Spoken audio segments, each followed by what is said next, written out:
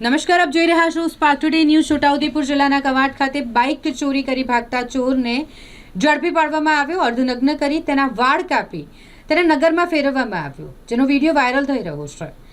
Bike ચોરીનો એક બનાવ કવાંટથી સામે આવ્યો કે જ્યાં વહેલી સવારે બાઇક ચોરી કરીને ભાગી રહેલા એક ચોરને સ્થાનિકોએ પીછો કરી ઝડપી પાડ્યો। પછી તેને અર્ધનગ્ન કરીને અડધા વાળ અને મૂછ કાપી નાખી ગામમાં તેનો વરઘોડો કાઢવામાં આવ્યો।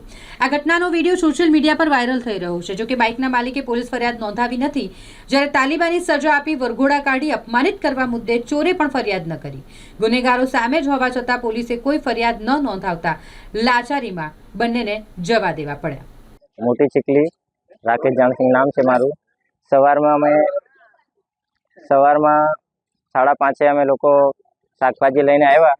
પછી શોપિંગની અંદર શાકભાજી અંદર મૂકવા ગયા, એ લોકો ગાડી ચાલુ કરીને ભાગ્યા। પછી હું અને ગાડી માલિક બંને મિત્ર થઈએ છે, તો પીછો કર્યો તો અમને બળિયાની અંદર મળ્યા।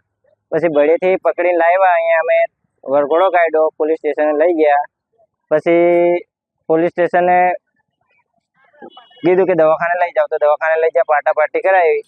પછી ત્યાંથી ગાડી માલિક એકલો રહ્યો, બીજા બધા જતા રહ્યા, બરાબર।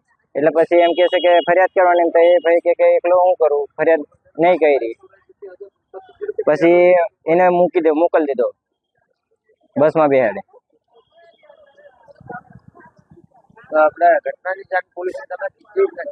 ઘટનાની જાણ અમે ફોન કરીને કર્યો હતો રાત્રે 5 વાગે, પણ એ એમ કીધું કે TCR આવશે। TCR ને આવતા તો ના, ગાડી નહીં આવી। Police station 112